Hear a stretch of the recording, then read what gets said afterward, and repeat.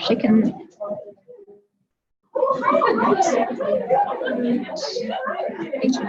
So you lean right over.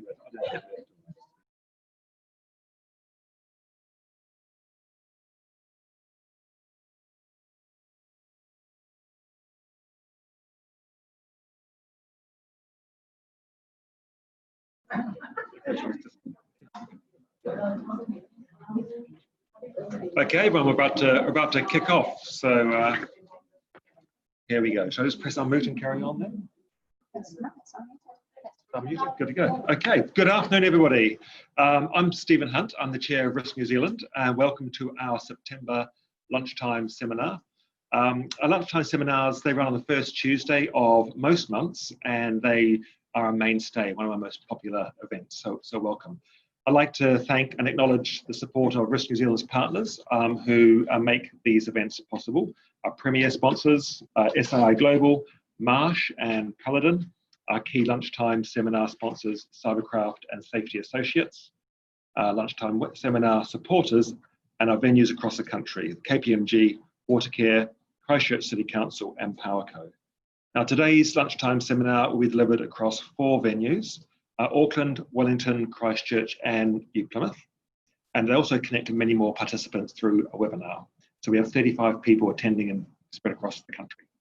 I ask that all venues and participants please keep their microphones on mute, but please feel free to type questions straight into the webinar platform during the session, and they'll be gathered up on a list for Q&A at the end. And when we go into that Q&A time at the end, we'll start with the remote participants, then we'll go through Auckland, Christchurch, New Plymouth and Wellington, so everyone will get a chance to ask a question if you haven't typed one in already. So on to today's topic. It's my pleasure to introduce you and to welcome Catherine Tait, Specialty Strategy Leader for Marsh New Zealand. Catherine specialises in liability insurance and complex placements for clients across industries from construction, manufacturing, government exporters, land professionals and legal services. And with over 20 years insurance experience, Catherine, who's based in Marsh's Wellington office, brings a wealth of industry knowledge. Today, she's going to cover the essentials and some tips of directors and officers insurance. So welcome, Catherine.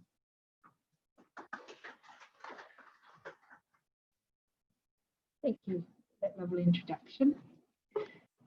Directors and officers is one of the most complicated and most commonly misunderstood policies in the liability suite.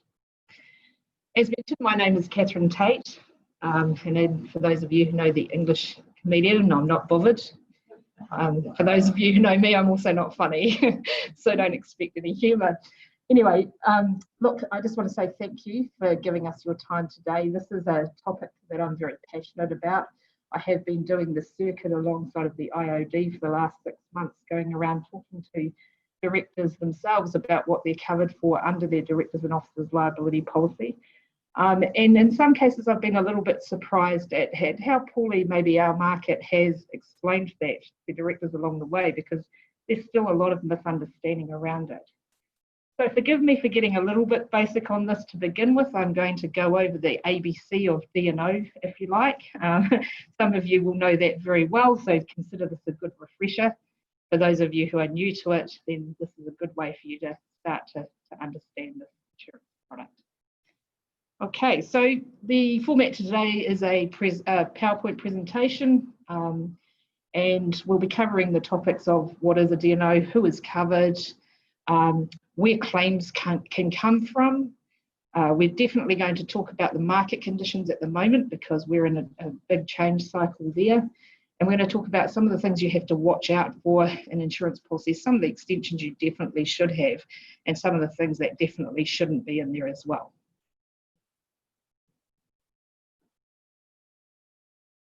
And I've just got to work out the technology, so.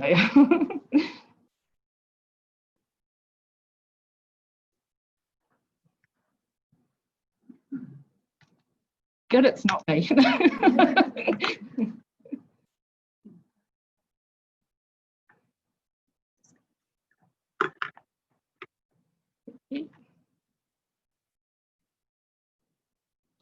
Okay, so this is the policy that's there for the insured persons in respect of loss arising from claims made against them, alleging a wrongful act and the discharge of their duties on behalf of the company. Distinct from the other liability insurance policies that you would purchase, which are designed around the services or the products that you provide to other parties, this is all about how you run your company or your entity in the case of a Crown entity.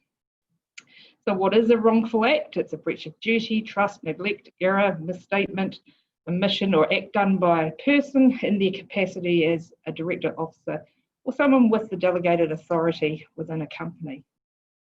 So insured persons can include past, present, future directors and officers of the company, company secretaries, alternate directors, employees concerned with taking part in the managing of the company. And in some cases, it can also include the company when it relates to securities legislation. And we'll talk about that a bit further. So what is covered? Defence costs is obviously the first thing that you need cover for when there is an allegation of a wrongful act. It covers the damages that are awarded by a court, but more commonly this one, so settlements negotiated with the insurer's consent. Now, you won't see an awful lot of information publicly around directors and officers liability claims. That's not because they're not happening, it's because most of them would fit within that negotiated settlements category, unless it's something really big like a main deal that gets very, very public attention. The policy will also generally cover awarded costs or expenses on the claimant's part. So now onto the ABC. So traditional directors and officers policies covered directors, officers, board members, committee members, and the general counsel and persons concerned with taking part in the management of the company. Historically, that was limited to the company's central administration, but the more modern approach can extend further than that. So you'll have co-defendants and potentially employees. And this policy may cover a whole lot more people than what you have assumed. So certainly when you're considering setting limits, particularly around defence costs, you might want to consider how many people may be individually defended under this insurance policy.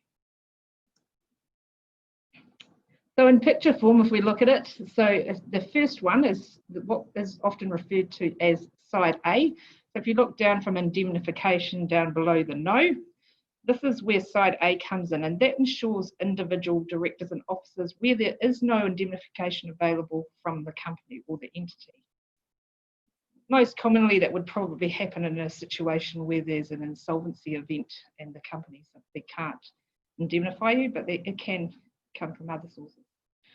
So under side A, the insured is the directors themselves, the directors and officers. It's there to protect their personal assets, and generally speaking, this side of the policy won't have a retention or a deductible applied to it because we're talking about the individuals themselves.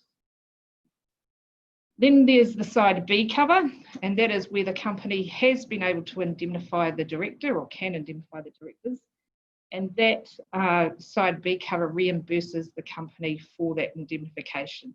The important thing to think about there is that we're still just talking about covering the wrongful act of the director and officer. That is not a company cover, it's simply reimbursing them for indemnifying that director.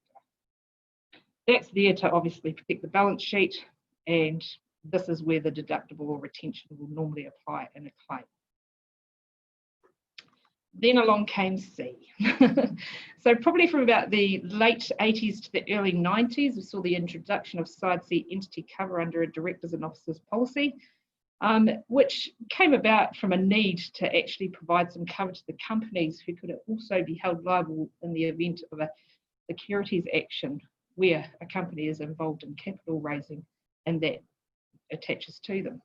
So there was definitely a need to have it in there because none of the other insurance policies in your liability suite would cover that. So that's how that evolved. That is then changing this from an individual cover to including company under your directors and officers structure. It is there to protect the corporate assets, and it will have a deductible applied to it, which is far more likely to be a lot higher than a standard retention or deductible under a directors and officers policy. In fact, a listed company will be in the tens of millions at times.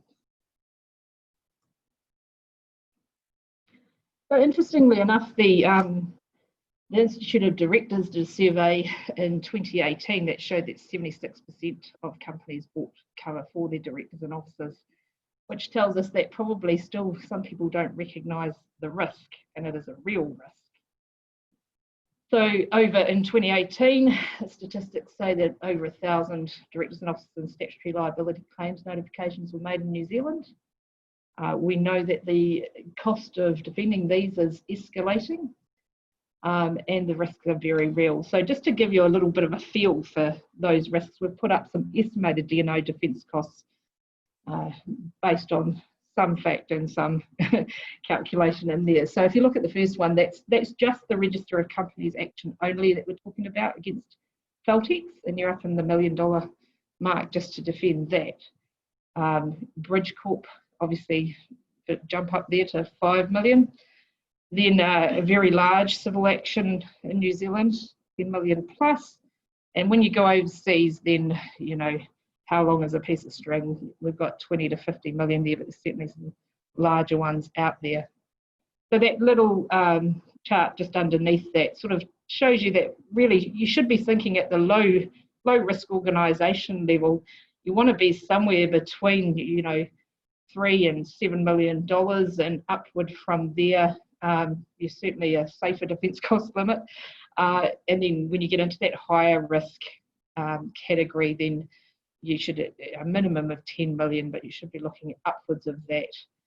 And certainly once you do when you consider how many people you're going to have to defend and so forth, you want to be building that limit up to a decent amount if you're in a high risk industry.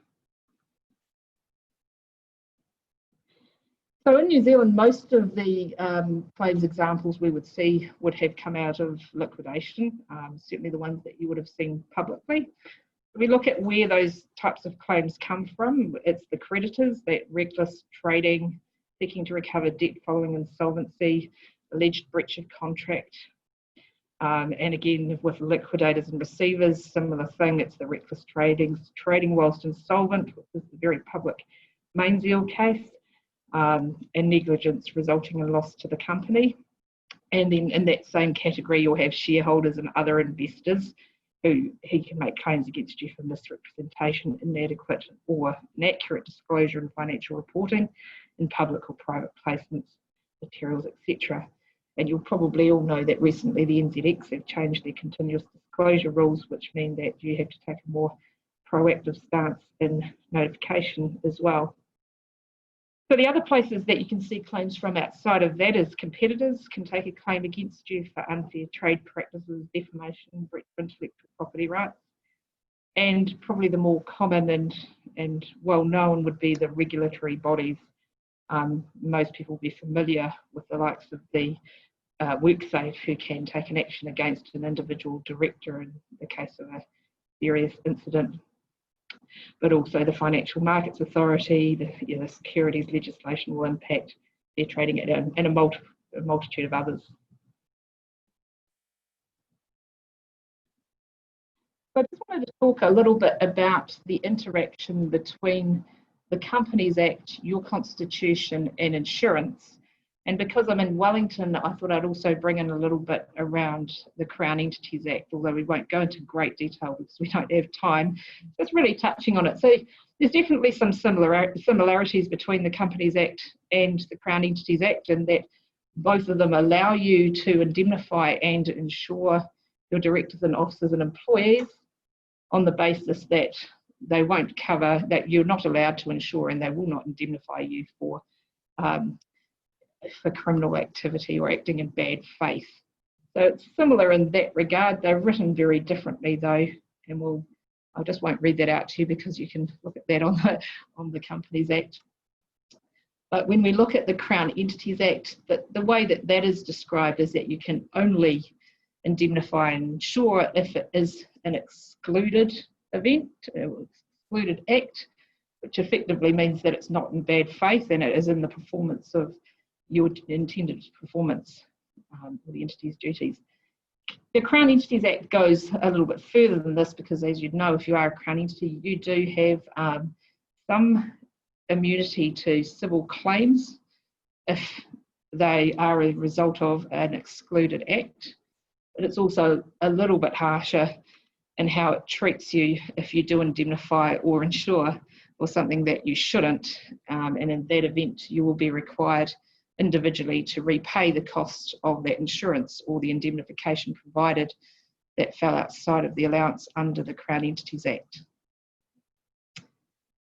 Just going back to the Companies Act for a minute, the other important point is that then ties into your constitution. So it's very important to know that in order for you to be able to insure or indemnify your directors and officers, it must be contained within your constitution.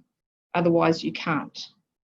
So you need to be very careful that your constitution is broad enough to reflect the allowance under the Companies Act so that the insurance policy can actually respond to that claim. And I have seen examples where that's not the case, so it pays to check.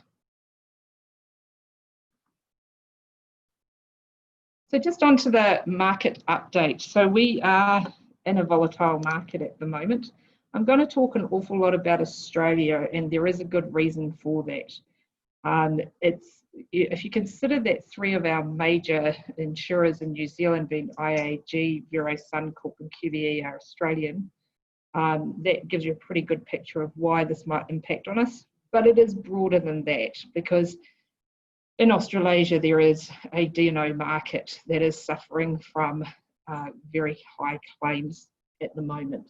And we'll show you a bit of a chart just to give you a feel for what sort of numbers that we're talking about there.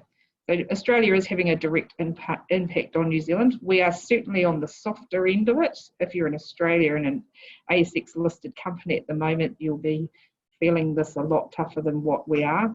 But it is a grouped premium pool, so there will be some impact on us here as well, as our NZX listed companies will be feeling on their renewals.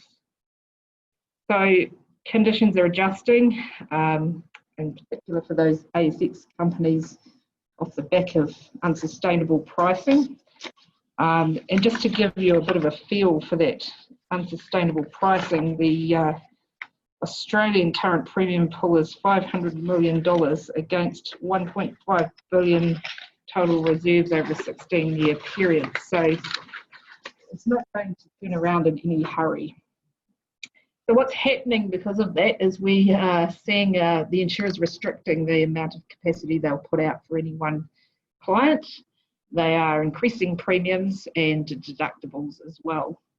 In some cases, insurers have pulled out of writing side C cover at all. And we've also lost some insurers to consolidation as well as withdrawal from our market. So this is what is creating this storm for us at the moment. And if we think we can go to London and just get some extra capacity like we normally do, that's not the perfect answer either. It certainly isn't a silver bullet. Because as you can imagine, the reinsurance market in Australia has been impacted by these, in London has been impacted by the Australian claims. And also there is a reduced number of syndicates writing long tail liability in London as well. So it's not just in this neck of the woods. So here's the picture just to give you a bit of an idea what's happened to the premium pool versus the costs of the class action claims in Australia. So that grey line is the cost of the class action claims versus the blue lines being the premium pool. And you can see it steadily went up, slight dip there in 2015, off the scale in 2017, but bear in mind a lot of these things haven't settled, still in defence mode. And certainly if that dip in 2018 is not a sign of the fact that there are less claims, it's probably more that the insurers have started their correction now, so the premium pool is a lot larger in 2018 than it has been historically. And also they are applying those larger deductibles and reducing their capacity on those claims.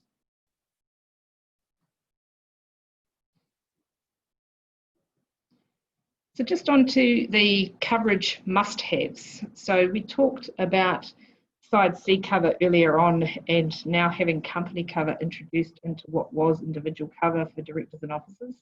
So one of the things that you need to consider under a policy structure if you're with a company that has Side C cover in that policy is that if it is not a standalone tower or sublimited within your main policy limit, there is potential that a securities class action could completely wipe out your limit and leave nothing for the individual directors and officers. You really need to consider whether you're prepared to expose your entire limit to a company claim, or if it might be more beneficial to sublimit or buy an additional cover. Marsh have a product, for example, that you can buy that sits above the side A and B cover and provides individual only protection. Ring-fence defence costs. I'm sure you've all probably heard about the Bridgecourt decision and are aware of the Section 9 charge issue under the Law Reform Act.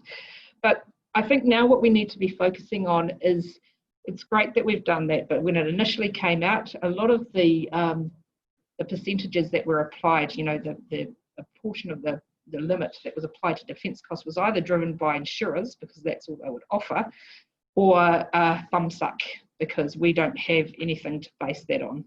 So I think this year, when you're going through your renewals, you should be looking at what actually would we need if something happened, and start looking at those things that we were talking about around the number of people you'd have to defend, the type of industry you're in, the likelihood of a claim happening. If a claim happens, it will be big. So consider those things when you're setting those kinds of limits.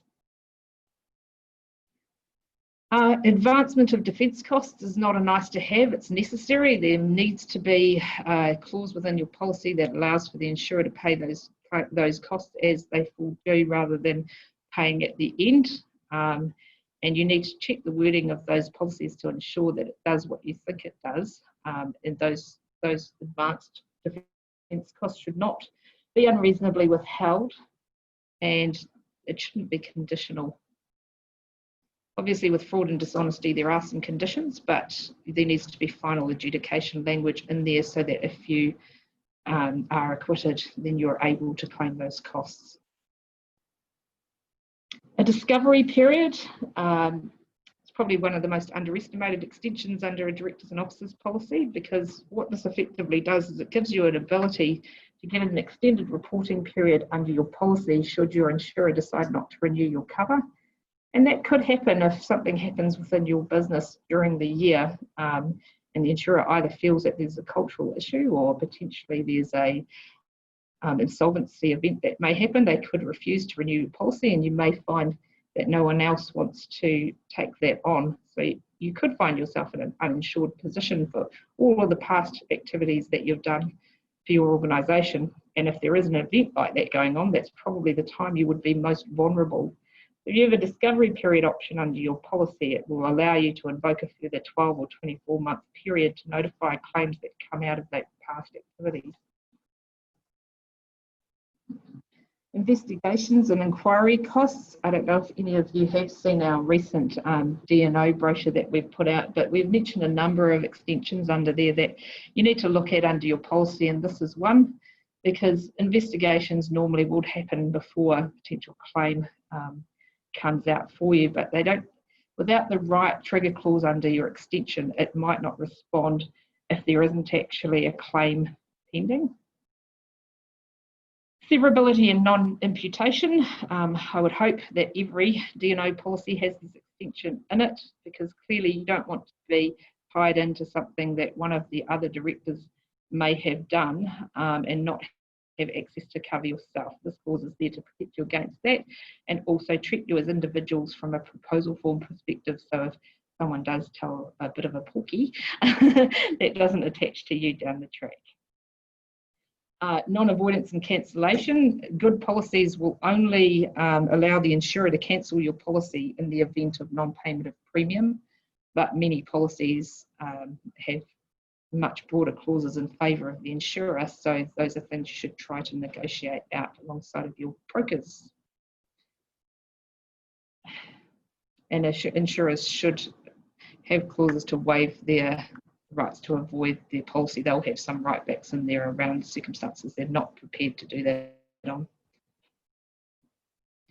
So we talked a little bit earlier about how we have entered this what we call a hardening market for the last 15, 17 so years. We've been in a soft market, and it's been very easy to get your insurance. You just fill out your proposal form, annoying as that is. You'll have to provide your financials, and then you'll get your terms.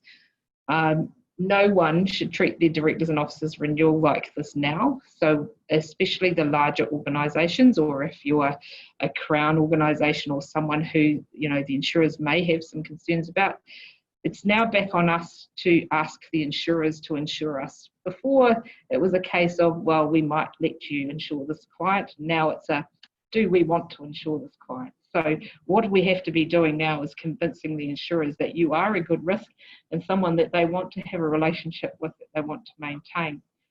So the things that they'll be looking out for, obviously, is your claims history and any notifications that have been made under your policy. They'll look harder at those notifications than they have done previously. They'll be looking at the ownership structure, because that can dictate the potential for claims against you. The culture of the entity is an interesting one. So the culture around employment, the culture around how you treat cyber risks, all of those things. What's your diversity policy? How are you looking in the modern environment? They'll be looking at the quality and experience of the board and the management, and so should you if you're a director before you sign up to a board, because you know, very clearly there's been some poor decisions made historically around boards based on probably fame rather than ability. They'll look at the entity's financial position. Clearly, that's the biggest worry for them. And then what your overseas exposure is, because when we looked at those costs earlier on, as soon as you start dealing overseas, those costs are substantially higher. And yeah, as I said, whether they actually want to have a relationship with you or not. So if, you know, they're not going to say, no, we're not going to insure you, you have an international touch point. But what you will have to do then is demonstrate to them what your governance is and how you manage that risk and what your culture is and all of those things, so that you can convince them that you are a good risk. There's obviously some external influences that you can't control, like the insurer's own particular claims experience and trends in settlements and litigation, the availability of their reinsurance that they're buying on top of that, the general state of the insurance market, and most importantly, the skill and expertise of the people who are buying this insurance on your behalf. Because if you send a shoddy submission into the insurance market at the moment, the insurers will feel that lack of knowledge with premium if they insure you. And you may have to go overseas where you haven't before to get that capacity. So, future predictions, as I said, more of the same. It isn't going to slow down in any hurry. You know, those numbers around the reserves versus the premium pool are very clear signs that this is going to go on for quite some time. I noted that the AXA XL D&O white paper suggested that the D&O premium pool needs to triple based on the 2016 data. So premiums are going to correct for a number of years. There'll be continued insurer consolidation. Clients might stop insuring side C because it just simply becomes unaffordable. And with all this, you're going to have to watch out for new exclusions on your policy, because that's the other thing that happens as a result of a harder market. So look out for insolvency exclusions. Those are the worst kind to have on your policy. Sometimes they're unavoidable because if your financials are in a state where the insurer is not comfortable around the solvency of the company, they'll impose that exclusion. But every year you need to review that, and if your financials improve, you need to fight to get that off there because it's a very detrimental exclusion. Specific matters exclusions, they can be extremely dangerous because what they usually refer to is something that you've put on your proposal form that the insurer has taken exception to and excluded under your next policy period. So we're not going to cover anything that relates to question 4.B.1 of your proposal form. If you have one of those, then you need to make darn sure that you've notified that as a potential claim under your existing policy, because if you don't, you have a gap. We'll see the introduction of cyber exclusions under this type of policy, and you'll see that under most insurance policies over the next few years, because there is this issue of silent cyber and insurers inadvertently covering cyber risks under a multitude of policies. So they will put out clarification exclusions to ensure that people can't claim cyber under any of these types of insurance policies. Failure to insure can be broader than that. It can be an across-the-board exclusion. Your failure to insure is not covered by your directors and officers policy. It's a little bit unreasonable if you consider that you might have chosen not to insure, and you may have done that based on the fact that you have the right risk processes around that. So it's one to avoid and argue.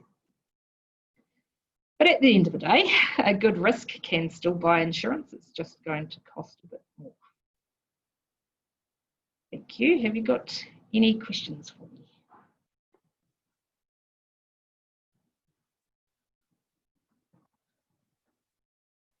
Right, thank you for that, Catherine. So first of all, I'm just going to jump in here and see if there are any. There are no questions yet. Okay, so Auckland, can you please type in your questions? Christchurch, New Plymouth, and anybody else, please type them in now so Catherine can answer them. So, if you'd like to read out the question. From the Auckland venue, are there instances where D&O coverage can extend to a statutory breach by a director or an officer? If yes, can you share an example, please? So the answer to that is yes, there are instances where it will respond to a statutory breach. All policies are different, so again, it depends on the insurer you're with and the D&O policy they have in place. Some of them will extend to cover pecuniary penalties. Quite often that will be sublimited. That's a very broad question, so the short answer is yes. An example that is easy to give would be around WorkSafe, where there is protection for a director who's drawn into a claim for a breach. That's probably the easiest way to answer that question, but there are a multitude of others that would apply to. I'm just off the top of my head, I can't think of a specific example outside of that right now.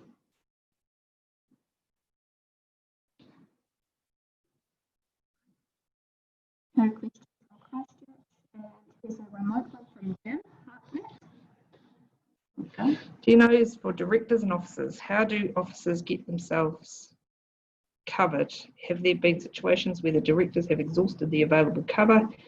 Is there cover available for individual officers? So yes, everyone's sharing the limit under the directors and officers policy. The directors don't necessarily get priority over the officers, so it's just going to depend on how the claim comes in. It really is just the insurer will respond when the claim happens, and whoever's included in that at the time will receive the benefit of the defence costs, which is why it's really, really important to ensure that the limit is large enough to cover the people that could be drawn into that. Both directors and officers can buy individual cover. So if you did want an individual policy as an officer, you can actually get a policy outside of what your company provides for you that sits over and above the top of that and provides you with additional protection, which is wise because that no one else can then access that limit. It's there for you and you alone, and if it's a well-written policy, it will drop down to cover difference in conditions as well. There are also some extensions under directors and officers policies that might apply here to non-executive directors who may have an additional limit under their directors and officers policy.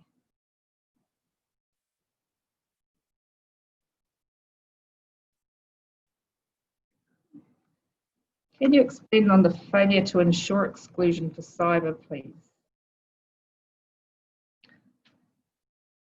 Also, what are other global market appetites at the moment? Sorry, what are other global market appetites at the moment for D&O, Asia, China, US, etc.? Okay. So, to answer your first question, failure to insure exclusions in respect of cyber. You will start to see, in fact, we've already started to see some of these come through, which simply clarify that there is no intention to cover a cyber loss or anything related to it under a policy. So it's probably, you're going to see more of an impact on that from a material damage perspective. So inadvertently, insurers have covered physical losses that have resulted from cyber attacks under material damage policies, and that's where the big claims have been, which is what the insurers are trying to avoid. It's hard to see an example for a director or officer where that would apply, but again, it's probably going to be quite unavoidable for you in the future to have that, so you really want to be concentrating on what your cyber resiliency is, and you don't necessarily have to buy insurance, but you need to be able to demonstrate that you had protected the company as well as you could against cyber exposure risks. In respect of the other markets available for directors and officers around the world, the US is not always the best place to go for that, given that they are the first, most litigious country in the world when it comes to class actions, Australia being second. We'd certainly look there for capacity. We look around the world, but you'll find in China and Asia, they will participate, but it'll be limited capacity, particularly with the likes of China, who would probably not be terribly interested unless there was some Chinese ownership. But yes, there are certainly global markets that we do tap into, particularly when markets become hard like this, and you do have to get a bit inventive. So from Auckland, are there any other options if directors cannot get required levels, types of D&O, or is it time to walk away? When we talk about the fact that it's a hardening market, that means that we still have the ability to buy directors and officers insurance. So generally speaking, we can get you the cover. It's just the cost of it that might be a bit of a struggle. There are different structures and ways that you can layer a directors and officers policy to assist that, and certainly if you're in a corporation at the larger end, you should be looking at a strategy for how you're going to be able to approach that when your renewal comes up with your broker. It may be necessary if you are a larger organisation to actually arrange to go and see insurers and present yourselves to the market. So insurer presentations are becoming far more common in the current market. So that is one way to attract additional capacity. I definitely don't think it's time to walk away. We've been in hard market cycles before and we've got through them. It really just comes down to the cost. That said, some insurers have walked away, so the market is becoming smaller. But we still have businesses to run, so we just need to find new ways to get the cover that we need. But more importantly, insurance is the last part of all of this. Good governance is the key. So not only do you need to be able to prove that to your insurers, but if you have good governance in place, you're far less likely to end up in this kind of situation. listed companies have a higher bar to reach, but many of them reach it. Hayden, what level of cyber maturity management would on average be expected to ensure insurance is attained under the policy for the future? I'm not quite sure I've understood the question, but I'll answer it as I've understood it, and that is that you'll never reach full cyber maturity because cyber is a risk that changes on a daily basis. No one could ever say they have the perfect solution when it comes to cyber. What you have to do is continuously evolve your own resiliency plan to be able to stay on top of that. From a directors and officers perspective, you know you have to be able to prove that you're doing what you can to protect the company and look after its interests. I don't think any court would be unreasonable enough to suggest that you should have looked 10 years down the track when it comes to cyber, because it's hard enough to stay on top of today. I hope I've answered your questions. As you know, the liability insurance specialist is really designed for corporations and public companies rather than for crowd. And I'm having issues with the language and the policy wording, for example, and how we conduct if there's a claim in the liability context isn't always aligned with what we are bound by under the cabinet directions and cabinet rules and understanding all that. So what does as many corporate agencies have this insurance? And are you seeing, you mentioned earlier, this increased number of notifications in the DNO space. Are you seeing some different what sort of claims do you see against all crime or government as wider government agencies? Yeah. So effectively, Megan is asking how do we deal with the fact that directors and officers policies are not designed around Crown entities or government entities, and what sort of notifications do we have from them, being that they're a very different beast.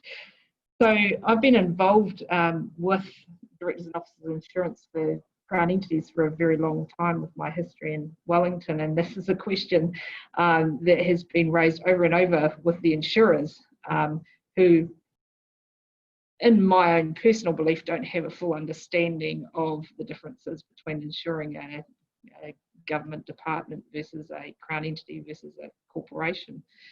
So I would say it is true to say that the policy language isn't perfect when it comes to a Crown entity, depending on what type of Crown entity that is, because there are various sorts, as you well know. So at the far end, where they actually are subject to the Companies Act, that's very simple. But when you get right up to the likes of a government department, for want of a better word, they have full access to civil immunity. The only way you can really take them on is to go by judicial review. So certainly your advisors should be making sure that your investigation cost cover under that D&O policy is broad enough to pick up that kind of action, because in reality that is your risk, not so much the risk of a civil action. Once that has been successful, it obviously opens up the door for a bigger issue for you. But look, I don't think we've resolved that. I think that that's something that needs a lot more work, and I know that all of government itself is looking at that, because in reality, under the Crown Entities Act, you're only able to insure if it's an excluded act, which means you have to be acting in good faith and doing what you are there to do on behalf of your entity. You're not allowed to insure outside of that, and you're not allowed to indemnify outside of that. You can't have a civil claim made against you without judicial review. So the amount of cover that's available under the policy, in my view, is quite limited. It's not a perfect answer, but it's a truthful one.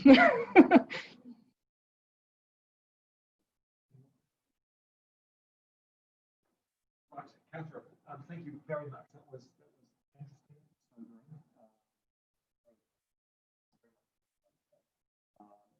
And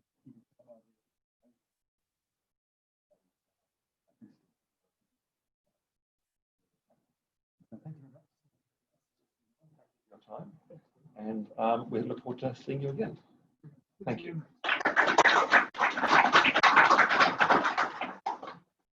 Okay, so look, I'd like to thank you all for coming today, whether at Wellington or one of other venues. I'd like to also thank our sponsors once again, Premium Partners, SA Global, Marsh and Paladin, our seminars partners, Cybercraft and Safety Associates, and our venues, KPMG, Watercare, Christchurch City Council, and PowerCo. I'll also, we've been talking a lot about governance today, so I'd also like to mention, as some of you may have seen on the website, our board secretary, our society secretary, Jim Harknett, has stood down recently after 2 superb, busy years as our secretary at Risk New Zealand. And on the website, we now have an advertisement for a new board member to take over as our secretary. So if it's something you'd always wanted to try, you want to flex or grow some governance muscles, please have a look at that advertisement and put your name forward for a chat, or we can send the job description for you if you're keen. Also, on the same vein of governance, towards the end of the year, we have our annual elections, and some of the board positions will be up for re-election and for turnover as well. So what we intend to do is on the 8th and 10th of October in Wellington and Auckland, or Auckland's date yet to be firmed up, we're running a couple of sessions for people who are considering or might be interested in putting themselves forward as a candidate for the board. So look out for that on the website. And if it's something you'd like to express some interest in or even have a chat about, please put your name forward and get hold of us. Thank you once again for coming, and Catherine, thank you very much again for your time today. That's it, that closes the session.